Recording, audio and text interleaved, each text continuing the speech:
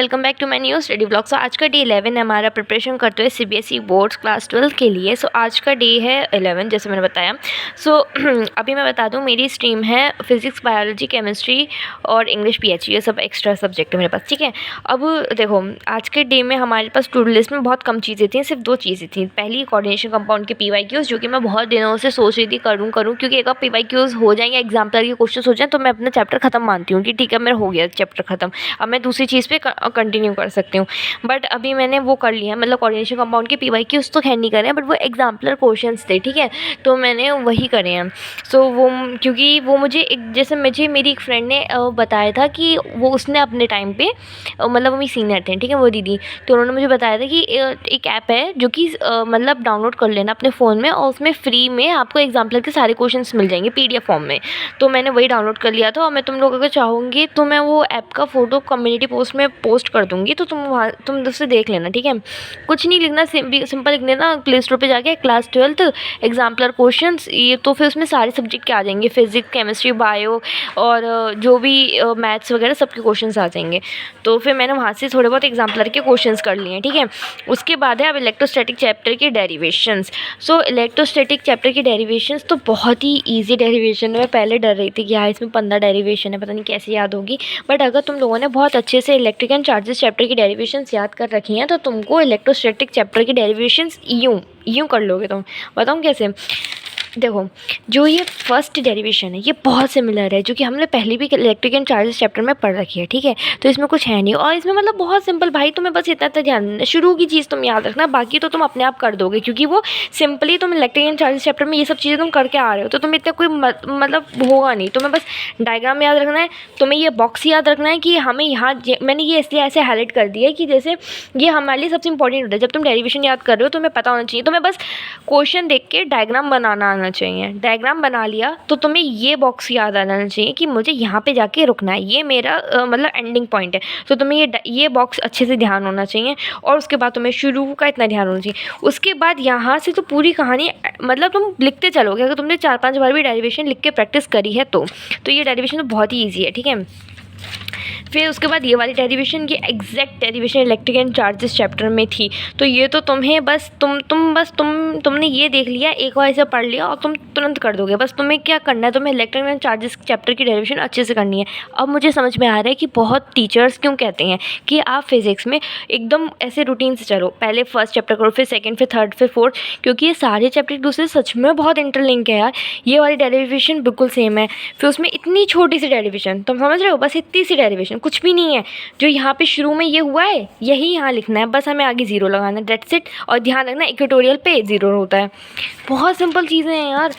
और बाकी ये है डेरिवेशन, ये भी हमने कर रखी है अपने इलेक्ट्रिक एंड चार्जेस चैप्टर में। ये वाली थोड़ी न्यू थी क्योंकि इसमें यहाँ से ये फ्लो होता हुआ आ रहा है वगैरह, तो ये थोड़ा ध्यान देना। यही जो पीछे अभी ये वाली डेरिवेशन थी वही डेरिवेशन यहाँ पे सेम है, बस यहाँ पे 2 चीज़ें आ जाएंगी, तो उसको थोड़ा बहुत देख लेना। बाकी मैं ये सारी डेरिवेशंस और ये वाली डेरिवेशन, अगर जिसने इलेक्ट्रिक एंड चार्जेस चैप्टर कर रखा है उसको पता होगा कि उसमें सेम यही वाली डेरिवेशन डायपोल वाली थी, तो कुछ भी नहीं है भाई। अगर बस तुमको क्या करना है, तुम्हें अच्छे से याद करनी है अपनी derivations electric and charges chapter वाली। मतलब तुम एकदम, अगर तुमने अब तक नहीं पढ़ा है तो तुम प्लीज़ मैस मत करना, बीच में उठाना कि अच्छा चलो मैं ये वाला चैप्टर कर लेती हूँ, सेकंड चैप्टर इलेक्ट्रोस्टैटिक चार्ज, या फिर मैं ये कर लेता हूँ नहीं, बिल्कुल सीरीज से लेके चलो, तभी तुम अच्छा कर पाओगे, तभी तुम्हें चीज़ समझ में आएंगी। वरना जितनी फिजिक्स कॉम्प्लिकेटेड लग रही है उससे ज़्यादा बन जाएगी। बाकी मैंने स्पेस, और मैंने बीच में बहुत लंबा लंबा स्पेस भी दिया, वो इस वजह से दिया कि मैं आगे चीज़ें यहाँ पे पुट कर पाऊँ, मतलब अगर मुझे कुछ इंपॉर्टेंट लिखना है मैं लिख पाऊँ, इस वजह से। तुम लोग भी, मतलब मैं ये नहीं कह रही हूँ हर डेरिवेशन के बाद एक पेज छोड़ो, मतलब 4-6 डेरिवेशन कर लो फिर एक पेज छोड़ दो बाद में, क्योंकि अभी तुम पीवाईक्यूज वगैरह करोगे, कुछ इंपॉर्टेंट नोट कर पाओ ईजिली। सो ये तो मेरा रहा इसका। अच्छा ठीक है, आप लोगों के कमेंट्स थे कि हम अभी स्टार्ट कर रहे हैं और मतलब पता नहीं कैसी, मतलब क्या स्ट्रेटेजी रहेगी क्या। तो देखो मैंने भी अभी 11 दिन पहले से स्टार्ट करा है। ठीक है, मैं भी कोई प्रो तो हूँ नहीं यहाँ पे, तो मैंने 11 दिन पहले से शुरू करा है और मैंने एक एक चीज़ यहाँ पे नोट करी, तो देख लो यार मैं कितना कवर कर चुकी हूँ। ठीक है, अगर तुम लोग अभी भी अपना स्किप करते जाओगे तो भाई नहीं हो पाएगा। और वैसे भी देखो टाइम बहुत कम बचा है और तुम लोग को अच्छे से समझ में आ रहा है। अगर तुम ये बचे हुए टाइम को भी वेस्ट कर दोगे तो फिर तुम क्या ही कर पाओगे। तो इसलिए प्लीज़ ये गिल्ट मत, अभी जैसे गिल्ट होता है ना कि यार क्यों नहीं जुलाई में पढ़ाई शुरू करी, क्यों नहीं मैंने अगस्त में शुरू करी, वही गिल्ट फिर बाद में होगा कि यार मैंने क्यों नवंबर में नहीं पढ़ा, क्यों मैंने अक्टूबर में नहीं पढ़ा। अक्टूबर तो पूरा निकल गया, अब तुम्हारे पास नवंबर बचा है। और पहली चीज़ प्लीज़ गाइस, स्टॉप वॉचिंग वो न्यू वीडियोस जो हर हफ्ते अपलोड होती हैं कि अभी से पढ़ना शुरू कर दो, अक्टूबर नवंबर से इतना पढ़ना शुरू कर दो, ये स्ट्रेटेजी। तुम जितनी स्ट्रेटेजी वीडियो देखोगे तो अपना टाइम वेस्ट कर रहे हो, क्योंकि तुम पता है क्या, तुम्हें एक प्लान पे स्टिक होना है, सिर्फ और सिर्फ एक प्लान पे।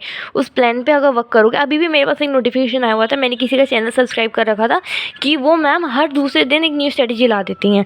और मतलब मैं भी उन्हें वैसे अनसब्सक्राइब कर दूँगी, बट मुझे ऐसा लगता है कि ये गलत है। और प्लीज़, और पता है वीडियोज़ किन के लेक्चर देखो, सिर्फ और सिर्फ उन टीचर्स के लेक्चर देखो जो एक्चुअल में प्लेटफॉर्म पे, अच्छे प्लेटफॉर्म पे पढ़ा रही हैं, जैसे फिजिक्स वाला है या अनअकैडमी है या अड्डा 24/7 है। मतलब इन सब चैनलों की वीडियोस देखो, कोई भी इधर उधर के भैया दीदी इनकी मत देखना। मैं सच बता रही हूँ, ये एक तो बिगनर होते हैं, ठीक है, मतलब बिगनर क्या 2-4 साल से ही पढ़ा रहे हैं कुछ वगैरह वगैरह।